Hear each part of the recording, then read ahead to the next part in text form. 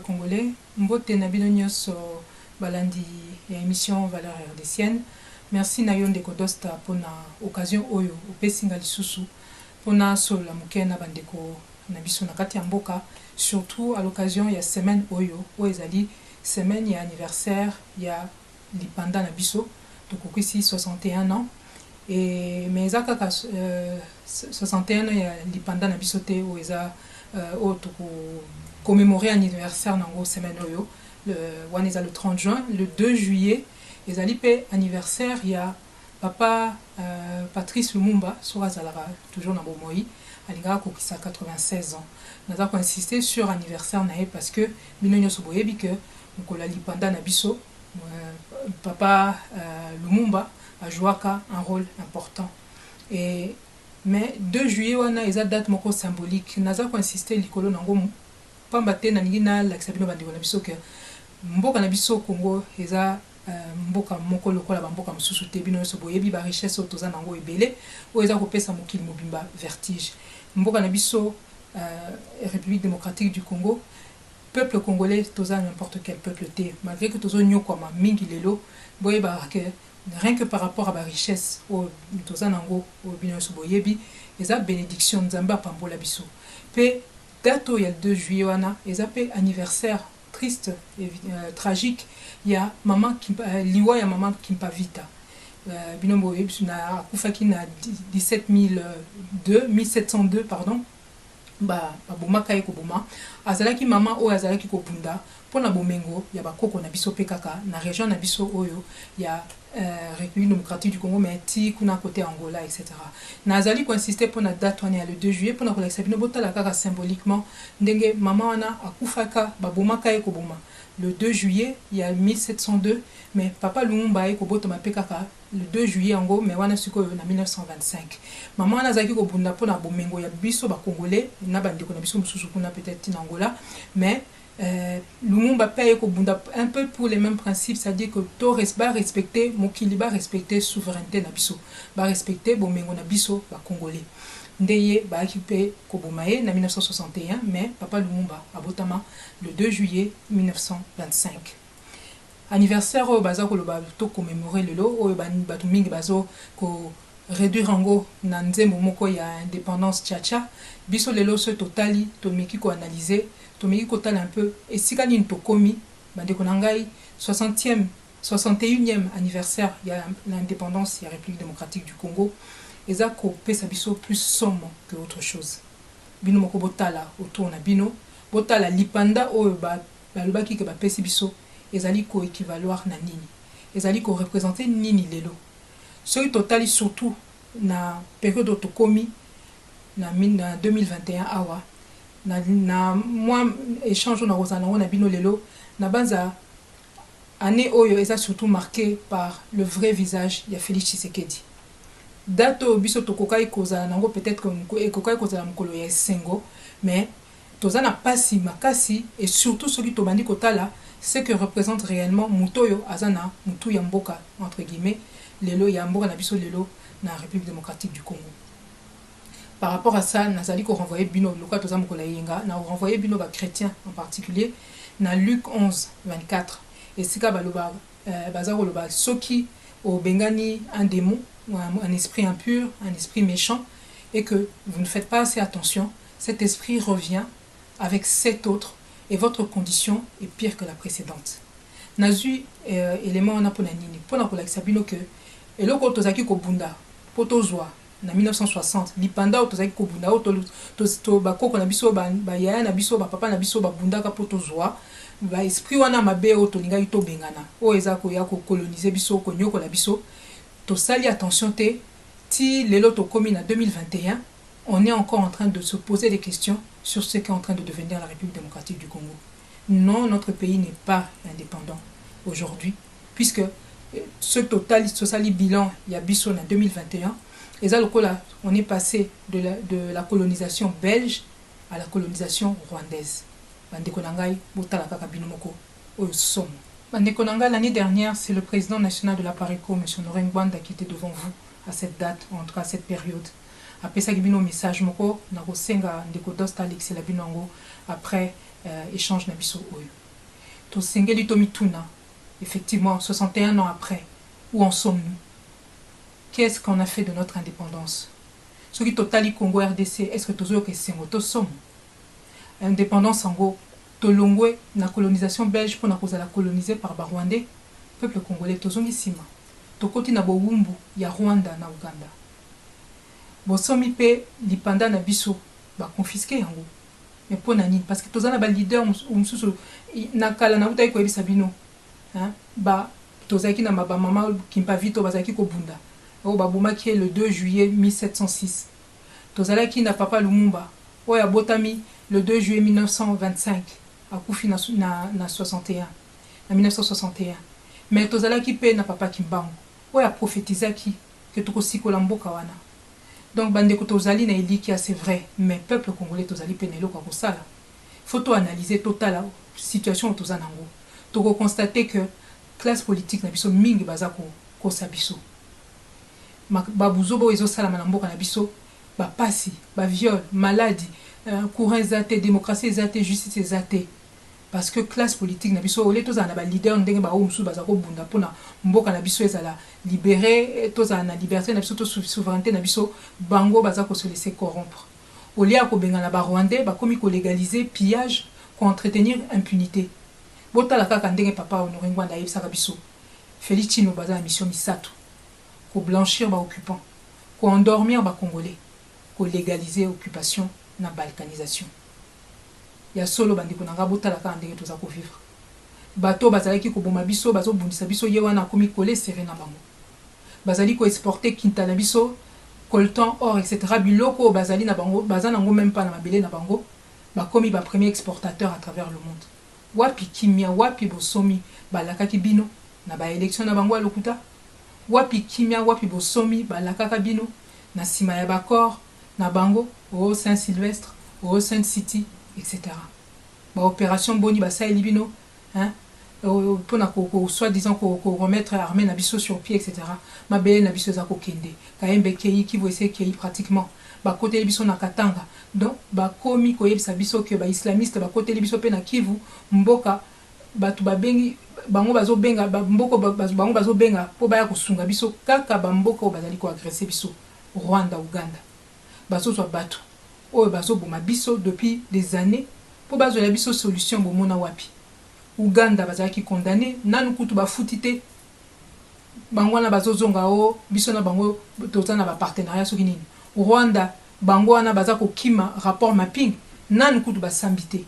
Mais lelo bango wana bakomi ce totali ba mokonzi o soit disant na biso na o ya bango collé serré o ba partenaire ba frère.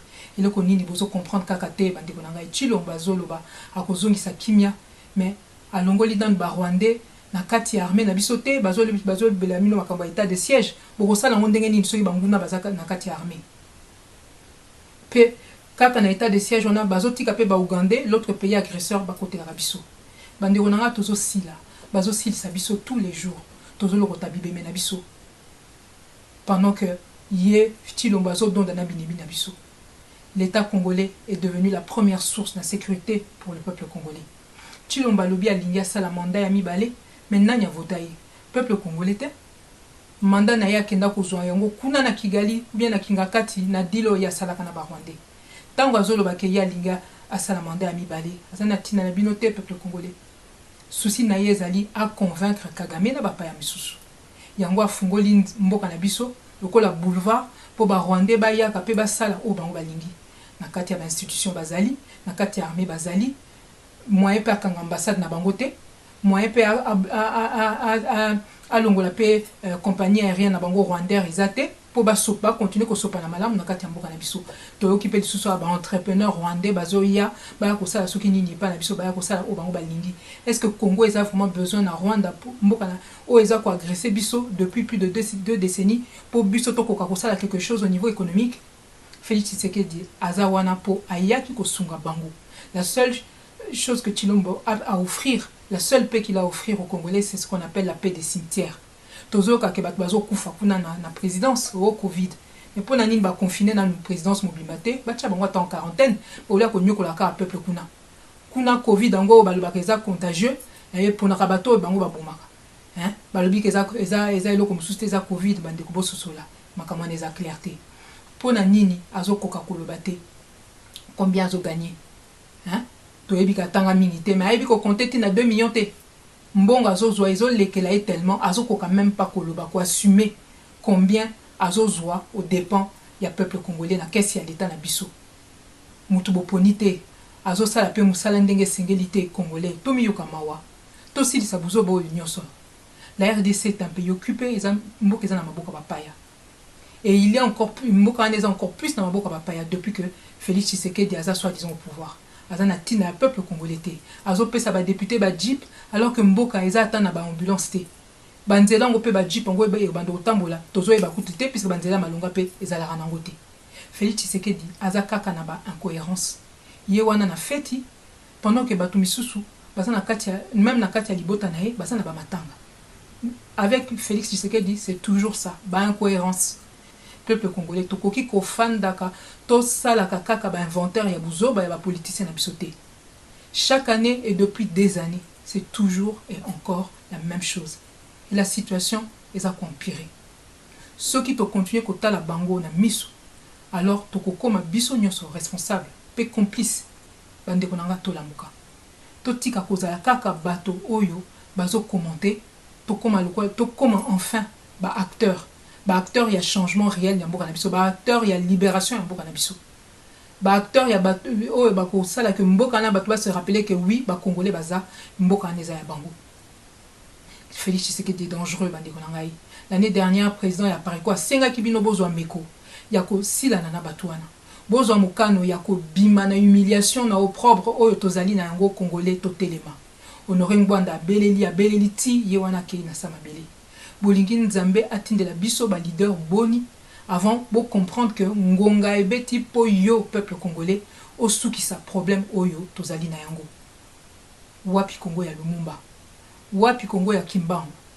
To sali na yango nini bandeko na ngai. Na français balobaka qui ne dit mot consent.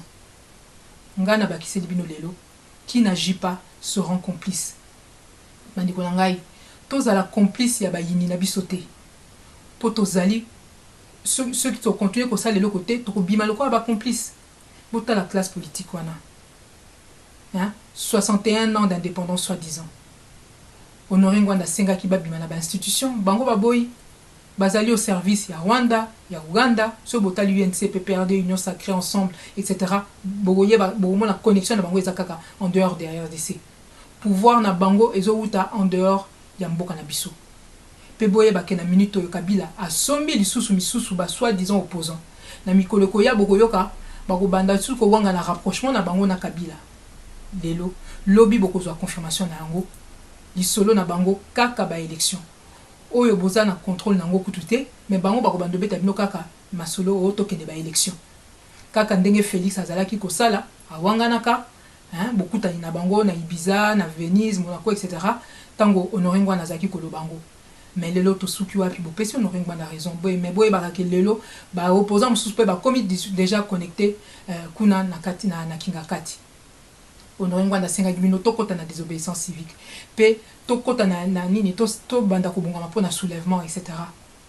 To bima noki na occupation bande ko mandat ya liboso oyo Félix Tshisekedi azolobela lelo o alinga senga azo senga sumana mibale est-ce que bino bo pesa ki yango donc ndenga za wana zo bongama déjà pour que akoka yepe ko sala lokola ami benga Kabila wana hein donc ateka mboka autant qu'il pourra pour que bati pourvu que ba payana o ya kinda ko sala ba deal ba tikaye na pouvoir ba sungaye azala kaka wana au détriment au dépens ya biso peuple congolais.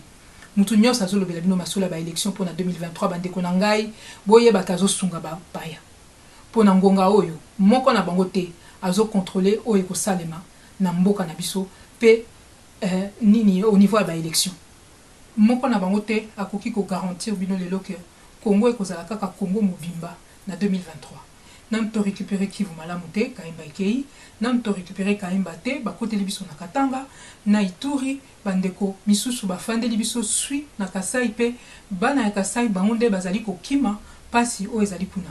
So to continue boye bandeko tokokoma bapaya na mboka na biso moko soki totelemi te mpe soki tobundi te lipanda balobaki tozwi eza ya maloba ya pamba mboka na biso eza lisusu na maboko na biso te balingaki bazongisela biso linu ya Lumumba.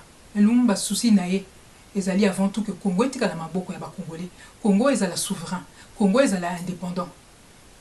Oyo tozomona lelo eza elingi koloba nini ke balumumba bakufaki pamba, bakimbangu bakufaki pamba, bakimbavita bakufaki pamba te bandeko na ngai totelema po tosikola mboka oyo biso barésistant tosengi na bino peuple congolais bobongama po libération ya RDC eza na nzela barésistant tozali na kati ya mboka tozali banda oui mais tozali ebele surtout na kati ya mboka ndenge papa Ngwanda ateyaki biso ndenge mpe tozali kobongama ndenge tosi tobongami mais tosengeli na bino nyonso peuple congolais yo papa yo mama yo mwana étudiant enseignant soldat policier commerçant fonctionnaire sango pasteur chômeur etc biso nyonso tobongama tango bokoyoka mbela botelema bino nyonso mpona soulèvement populaire mpona élection te mpona libération totale ya République démocratique du Congo. Slogan la biso ezali la libération d'abord, les élections entre Congolais après. Oyo nyonso ayebi ke azali résistant andimi akobunda ti libération ya mboka akondima ko partager pouvoir na bapaya te akokende ba élection na bango te ayeba ke tozali elongo boya tosangana poto bongama esengeli na biso to vivre un deuxième 4 janvier 1959 bino moko boyebi ndenge ba papa na biso ba mama na biso à l'époque ba telemaka pe au bout du compte bayaka kozwa lipanda mais yambalo tozwa lipanda ya solo bino nyonso ba résistant oyo bozali libanda na ba oyo bozali na kati ya mboka boyeba ete tozali elongo ti toko libérer mboka na biso to bongama nde to bongama. À vous tous les membres de la PARECO fidèles aux idéaux du président national Honoré Ngwanda, ceux qui ont compris qu'il n'est pas question et il ne sera jamais question pour nous de travailler avec Félix Tshisekedi et ses autres collabos. Sachez que nous sommes ensemble. Nous continuerons à travailler ensemble. Je reviendrai dans les jours qui viennent pour vous parler plus longuement de la manière dont nous allons pouvoir nous organiser, y compris pour tenir un congrès dans le strict respect de nos textes, comme je m'y suis officiellement engagé depuis le 8 avril dernier. Papa Honoré Ngwanda alobaka, combat na biso ezali na délai kaka moko, date kaka moko, ezali kaka victoire. Papa Honoré Ngwanda alobaka na biso que combat na biso ezali na date kaka moko, délai kaka moko, kombo nango victoire. Toyika mbiko, toyebi na kati na biso na kati ya PARECO bamsusu, balingi bakende na bango na mboka, bakende ko composer na bato baza na kati ya mboka. Ils ont le droit de partir comme ils veulent, comme d'autres avant eux. Mais biso na kati ya PARECO contrat na biso ezali que tokokende tina suka pona ko libérer mboka. Tokotaka na PARECO pona nasima papa Honoré Ngwanda pona Congo mais na kati ya PARECO pona ko sikola mboka na biso. Donc biso na PARECO ba vrai résistant toyebi que tant que to libérer na mboka wana te biso tokozala na biso na ba occupant na ba collabo tokozala kaka na kati ya itumba yango bandeko na ngai bo se laisser distraire te na mwa banungu o eza koleka na kati na biso na kati ya PARECO eza bambonge na sina bisaki bino ekoleka lobi toza na rendez-vous na tribunal puisque faute de mieux on était obligé d'en arriver là donc tokotala esika bato basalaka mibeko ya mboka oyo mibeko oyo eza korégir à PARECO puisque na mboka France à PARECO ezali association tokotala o bango bakoyebisa biso soki bakoka kosunga biso po to koka komona un peu plus clair dans la situation toza nango oyo bandeko mosusu bazali kotrouver ba stratagème pona ko kende na bango na Kinshasa mais baza ko bomba bango na sima ya biloko mosusu alors que président ya PARECO asi apesaki bango réponse na ye na décembre 2020 décembre dernier que biso toza ba résistant tokotikala na kati ya résistance ti mokolo toko libérer mboka na biso. Que Dieu bénisse la République démocratique du Congo, que Dieu bénisse le peuple congolais. Ingeta ba mama bandeko ya bana Congo mbula tuku motoba ya bosomi ya lipandasi esengeleki kozala mokolo oyo tosengeleki kozala na esengo tosepela toyemba pe tobina me tala mokolo mwalelo mboka mobimba tozali kolekisa anniversaire oyo na kati ya pasi monene na motema pasi ezali oyo ya coronavirus te bandeko na ngai, ezali pasi oyo ya motema, ezali mpona mawa, mpona kanda, mpona soni, mpona bwale oyo toze komona peuple na biso mobimba azali kolekisa mbula tuku motoba oyo boye na kati ya deuil. Bandeko na ngai, kozala na mbula tuku motoba ezali mbula oyo boye soki moto akokisi yango azali nde kolengele libota na ye, azali kobongisa misala na ye, babolopango na ye, bandako po akoka kotikela héritage ya bana.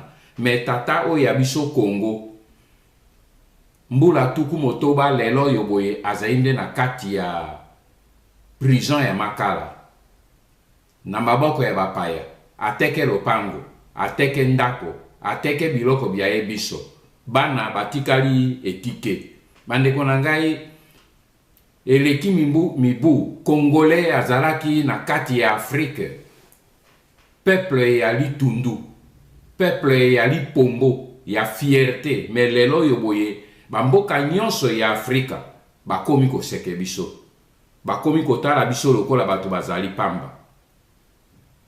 Mbula tuku motoba, Patrice Emery Lumumba atikelaka biso maloba, alobi sima ya mbula bokoma lisusu histoire na bino na poto te, na Amerike te, histoire ya Congo comme histoire ya Afrique koma yango na Kinshasa.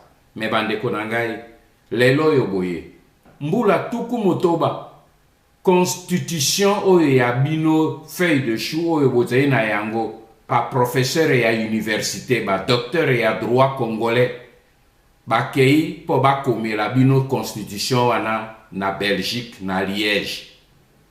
Ezali kofinga mémoire ya Patrice Emery Lumumba. Mais Patrice Emery Lumumba salaki université te, comme Mobutu asalaki université te, mais abotoloki ba Belge Union minière ya o Katanga asali Jekamine oyo atiki lelo toze kotekisa yango.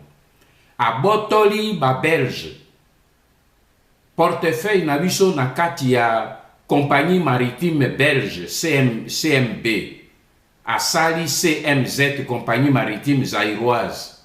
Abotoli ba Belge portefeuille na biso oyo ezalaki na kati ya Sabena, asali na yango Air Congo, Air Zaïre. Mais botala bandeko na ngai, sima ya mbula tuku motoba tobimi na boumbu ya ba Belge, mais ba professeur ya université biso, ba universitaire bato na ba titre ebele ya ba gouvernement na biso, toye kokotisa bino na boumbu ya Rwanda na Uganda. Ezali soni. Oui, Rwanda na Uganda batongisi usine ya or ya wolo epai na bango po bazwaka or oyo ya mabele na biso, bango balambaka yango pe batekisa po na mboka na bango. Rwanda azwi mabele na biso, azwi ba usine, atongisi usine ya kotraite coltan oyo ya biso po ye atekisa yango. Rwanda atongisi usine ya kosala telefone na ba coltan na biso. Rwanda akomi exportateur monene ya coltan alors que azena coltan na sena mabele na yete. Rwanda akomi ko atongi capitale na ye Kigali, ekomi ville moderne. Atongisi ba école ya bana na ye na ba ordinateur, alors que pai na biso Kinshasa ekomi kin la poubelle, ezeko kufa. Bana na biso balobi enseignement gratuit, mais bana bazali kotanga makolo na kati ya mai ya mbula. Bandeko na biso, bandeko bangai, ezali mawa. Tokomi wapi, touti wapi, pe tozali kokende wapi. Na mbula tuku misato na mibale oye elandaki, oye kamatamaki na Deuxième République, tozalaki na kimia na bosomi pe na lipombo lokola na utaki koloba. Me na kati na mbula wana bapaya balukaki bakotela biso batake biso mbala mibale mpona koluka kokamata mboka. Chaba 1, Chaba 2 na 1977-1978. Tango tozwaki bitumba bina, Mobutu oyo azalaki président atiki Mongaliema, alongoli costume na abakos na ye, alati sokoto, akitaki na front pona kokende kobunda pona kobengana batu wana parce que bazalaki na armée ya Angola, armée ya Cuba, ba technicien ya Union soviétique pe ya Allemagne de l'Est bazalaki sima na bango. Abengani bango, mboka etikalaki na bosomi pe na kimia. Lelo oyo sima na mbula tuku motoba ya lipandasi, mboka na biso ekomi wenze ya somba zikita. Mboka na biso ekomi nzoku oyo ekufi, moto na moto ba voisin nyonso bazali koya kosasa ye kosasa. Ba Rwandais bakamati deja mabele na biso na Kivu pe na Maniema. Ba Ugandais na ba Sudanais bakamati mabele na biso na Ituri. Ba Zambien bakamati mabele na biso na Katanga. Ba Angolais bakamati mabele na biso na Bandundu na Kaemba. Mais eleko wana nyonso wana bandeko na ngai, classe politique na Kinshasa sui, Félix na Kinshasa sui, lokola ndete likambo moko ezali te. Bazali ko distraire bino na ba procès ya saute mouton, ya nini ya procès ya 100 jours, lokola te 100 jours et commune programme ya mandat présidentiel. Bandeko bangai, na kombo na bino, na lobelaki bakonzi ya mampinga, botelema tosikola mboka na maboko ya bapaya.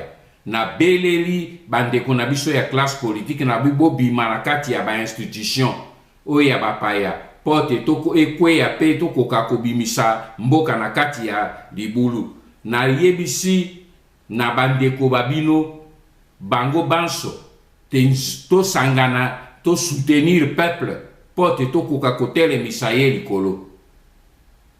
Mena nyonso wana moto abujete. Bako bouger kaka soki bamoni libumu na bango ezui problème.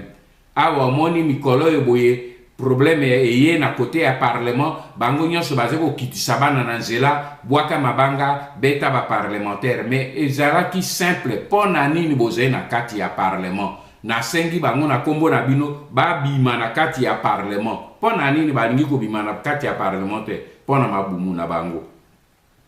Pe soki na tomboli mongongo boye bakoloba na bino balobi no bolandanganda te azalaki ye na Mobutu, bango batu bakotisi ba Rwandais na mboka na biso. Bandeko bangai, ba Rwandais o bakoti na mboka na biso ze batutsi avec armée ya Kagame. Soki Mobutu azalaki ami to complice ya Kagame pe ya batutsi, ndenge nini Kagame na armée na ye ya tutsi babomi ya Biarimana oyo azalaki ami ya Mobutu, babengani Mobutu akeli banda pona nini basalaki na Mobutu te. Soki ngai nazalaki complice ya ba Rwandais, pona nini natikali na mboka nasala mosala na ba Rwandais tango bakomi te lokola ba musu batikalaki kuna. Pona nini nandimaki tango Kagame ayaki kobengisa ngai te ke na ya kokoto na rebellion na kamba rebellion ya RCD alingaki kosala yango. Pona nini nazongaki te lokola ba mobutiste mosusu nyonso bazongi bazali kuna pona baze kosala na ba Rwandais. Botuna na bandeko babino bazali kuna baze kolobaka bosoto wana. Pona nini balobelaka ba mobutiste nyonso oyo boye batondi kuna baze kosalela na ba Rwandais te. Mobutiste ya malamu nde oyo aze kosalela ba Rwandais, aze koteke mboka na ba Rwandais, bongo mobutiste oyo ya mabende oyo aboyi kosala na ba Rwandais avei libanda pona kobunda pour que asikola mboka na ye. Bandeko bangai, tokolonga na etumba oyo boye soki biso baso totelemi. Lelo ezali makambo ya ba discours te, bandeko bangai. Lelo ezali pe mokolo ya meditation te. Lelo eloko na ye kolobela bino kaka moko ezali mokolo ya kozwa meko ya kolongwa na kati ya boumbu na maboko ya bapaya. Ezali mokolo yo bino bokozwa meko ya kolongola botutu oyo balatisi biso, bosambulu oyo balatisi biso. Ezali mokolo yo bokozwa mokano bolata molimo ya désobéissance civique pe ya kolata molimo ya soulèvement populaire pona kokamata mboka na biso kobimisa mboka na biso na kati ya potopoto na kati ya bosoto na kati ya bolole oyo occupation ekotisi biso parce que bandeko na ngai occupation ezali na solo ya mabe tobima na kati tobima noki batata pe bakulutu babiso mingi babundaki pona biso baike na kati na bango basopi makila mabango pona biso bandeko bangai po biso tozwa bosomi pe tozwa lipandasi mibu tuku motoba euti koleka esengeli bandeko bangai totelema po tozongisa lokumu ya Congo esengeli totombola lisusu bendele ya Congo ya Lumumba epepe lisusu likolo esengeli tokoma histoire ya Congo na Kinshasa me ekoma na Bruxelles te na Paris te na Londres te na Washington te esengeli tosanga na biso baso totelema po mbula oyo kado monene tokopesa na bakoko babiso na bamartiro ya biso oyo bakweyaki ezali kozongisa kosikola Congo kobenga na bapaya bakende pe batikela biso mboka polele nzambe abatela Congo pe abatela peuple congolais ingeta biso tolobi tete to vivre biso Congo en vase clos, c'est-à-dire tokangama biso molakata ndako non tolingi tozala ouvert à travers le monde tolingi toteka oyo toya na yango oyo bato bakosepela na yango tolingi toteka yango mais topesa condition okoki te kopikola biloko na sa mabele okei nango okei kotransforme na mboka na yo jamais de la vie olingi mabaya problème ya lite topesi yo concession na Équateur okata mabaya na yo encore tant yo so déboisé il faut une autre politique ya reboisement pour que crise ezala te mokolo mosusu nyonso wana ya mosala reboisement c'est du boulot sala usine sala joa zamba na Équateur kata banzete mais okoteka okoexporter baproduit fini ozwi bacommande na yo oyebike na kokata mabaya na badimension boye na boye bakela kosala na yango mosala boye nyonso wana ekosalema na Congo bandeko na biso ya Équateur bazwa misala fisc ya Équateur to ya Congo en général ekotisa mbongo na caisse Équateur ezwa mbongo ya bataxe environnement ya boye tout ça ya pollution et consort nyonso wana mbongo ekota na caisse à l'état regardez mbongo boni ekendaka esanfolaka na yango oyo esengelaki ke te tozwa yango me tozwaka yango te esengelaki ke gouvernement congolais ezwa bambongo wana po finalité na yango eredistribue richesse wana bana ya mboka bakoka kovivre malamu mais esalemaka te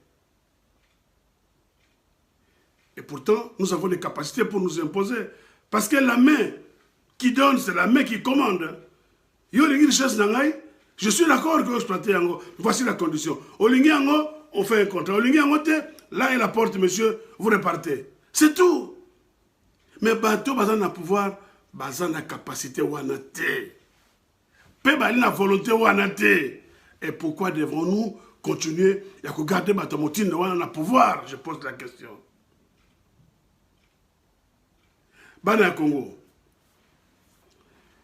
boyeba eloko yo ils ont salement na Congo on nous parle de l'état de siège état de siège to step sek bino que et quoi apporter na yango solution te bino mo zomona oyo ils ont salement déjà la constitution prévoit 1 mois il y a état de siège 15 jours il y a prolongation 15 jours et c'est tout mais le gouvernement congolais a lingi à prolonger le sous de 15 jours sur base il y a Mobé Konini sur base il y a violation il y a constitution est-ce que vous qui politicien moko na Congo arrivé loko la constitution est en train d'être violée au vu et au su de tout le monde est-ce que vous qui député moko à s'opposer vous qui politicien oh yabino ya ba réagir et là comme côté Est-ce que les militaires sont en front? Soit ils en état de siège. Baza ko futama, baza ko so prime, baza ko so salaire, dotation na bango, za ko kenda. Pour l'interrogation. Mais toyoki que bazo kabela, ba député, ba jeep, ba sommet bango 500 jeep. Bon ça la calcul bino moko. 500 jeep consomme bango na Corée, koya na ngona masuwa 500. Ba député wana totula motuna basala kanini pour le peuple congolais. Botangela ngata mobeko moko oyo ba député wana ba proposer ba discuter peut ba voter yango ba mettre en application pour le bien de la population. Zéro. Je dis bien zéro. Et les lois boye, il faut bazwa ba jeep. Ba monique pression eleki balobi ano ba jeep wana ezande ba député ba ko foutre yango na mbongo et pourtant ba vidéo so monana on entend le président du parlement dire que il y a président. Le président du parlement, quelle honte, mes chers amis. Nous avons vu même Nsafu qui dit que tant que Basaki Makambouana va promettre un jeep. À l'époque, Jeep Kouti a noté. Il dit va promettre un jeep. Mais dit les gens qui ont Sabino qu'il y a un contrat. C'est une banque de la place qui a supporté achat Bajipouana. Mais de qui se moque-t-on dans ce pays-là? De qui se moque-t-on dans le Congo? Bazako Sagananani. Montonabino yo. Soko, comment il s'appelle encore? Nembalemba. Batouni est question par rapport à Bajipouana. Arabi, bongo peuple congolais a reçu à Bisonini. Donc, bazo minimiser même biso peuple congolais. Nemba lobi peuple a osa biso nini ata lobby akende na biso wapi bana Congo. Bana Congo. Mbongo ya biso ba congolais, ya ba taxe, ya ba impôt na biso, ya makambo nyonso, ba contribution sur le chiffre d'affaires, sur ba taxe sur les valeurs ajoutées, ba TVA, nyonso to futaka. To tiki bato ba sakana na yango. Bato entre autres basala ka eloko te po na mboka wana basakana na biloko wana. Mais nous devons dire non. Nous devons avoir le courage de dire non. Mais la seule façon pour dire non, ce n'est pas yakoloba non na katandako. Ce n'est pas yakoloba non na katandako. Parmi makambo fobo sala, M. Honoré Ngwanda Nzamboko Atumba a proposé pour le compte de la Pareco 7 mesures. 7 mesures. Et parmi les mesures, wana, mesure moko et lobby, que tout paralyser l'activité appareil à l'État. Je dis bien, paralyser l'activité appareil de l'État. Bah médecin, bakenda grève. Bah professeur université, bakenda grève. Bah fonctionnaire, bakenda la grève. Le peuple chômeur, abibala barbara s'est manifesté. Beaucoup de monde, les policiers, les militaires, bah kosaraje si manabino. Bah bengenon le poto. Soulèvement populaire. Et loko et kokiko biki sa biso ba congolais yango wana. Ba manifestation bo sala à 4 balles wana yana tina soko mokete. Bo sala 2 heures na balabala bo zongi na ndaku bo kufa nzala une année mo komsu bo zongi sur la balabala 2 heures. Mais bo zako kende na liwa. Soko bo se sacrifier 3 4 jours successifs. Bozala balabala, vous manifestez contre le pouvoir en place. Croyez-moi, ce pouvoir-là va partir. Ces gens-là vont fuir. Et il y aura un autre gouvernement capable, responsable, qui prendra le règne du pays pour qu'enfin, Ekoka, Kosala Mosala, au nom Yamboka, et ça la redistribution, il y a ma richesse pour que chaque Congolais, à Kokabongo, se retrouve. Bana Congo. Botika kola la pongi. Ba politiciens Congo. Arrêtez de vous laisser distraire. Arrêtez de vous laisser corrompre. Parce qu'il y a la corruption. Et que comme la bino est l'autre côté. Peut-être bino, les gens ont jeep. Mais une jeep, elle ne vous donne pas de l'argent. Au contraire, elle vous soutient de l'argent. Forcément carburant, qu'on fout assurance, qu'on somba, je sais pas, qu'on répare ma panne, mais Et elle va vous faire dépenser de l'argent. Et elle a tinate. Et il y a de la honte à être heureux parmi Batou, malheureux, entouré yo. Il y a de la honte.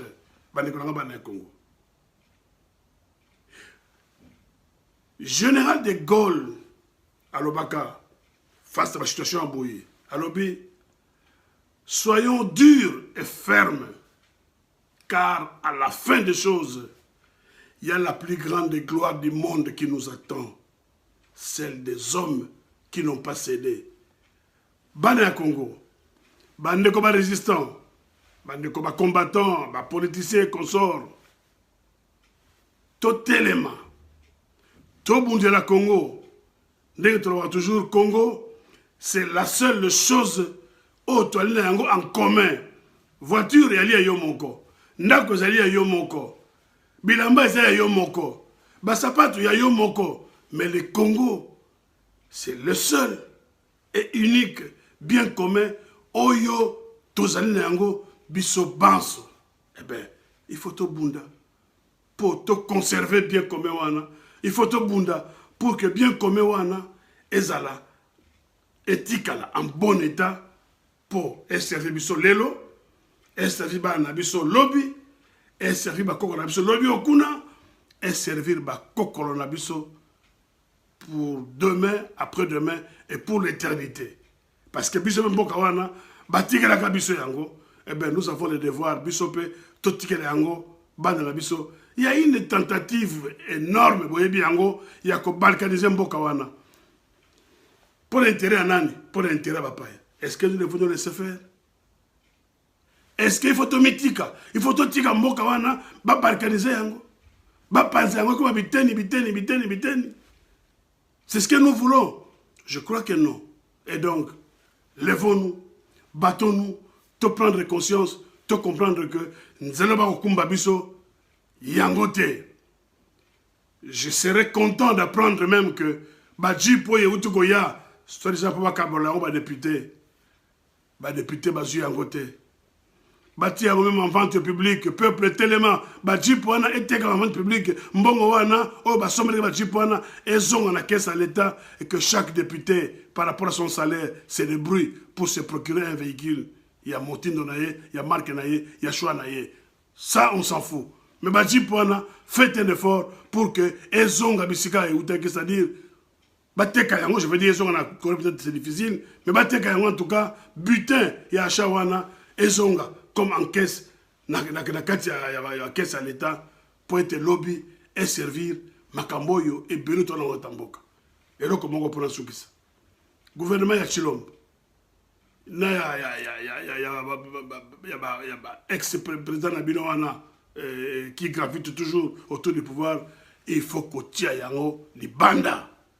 Et mon tire yango li banda et ali yo et alinga et ali ye. En fait, il y a les bisoba sobana Congo. Voilà. On donne la gueule sur la tonga yelo yango wana na pesi bino mbote mingi. Pe na fixé bino rendez-vous pour la prochaine fois. Entre-temps, na souhaité bino mokorelam. Ingeta.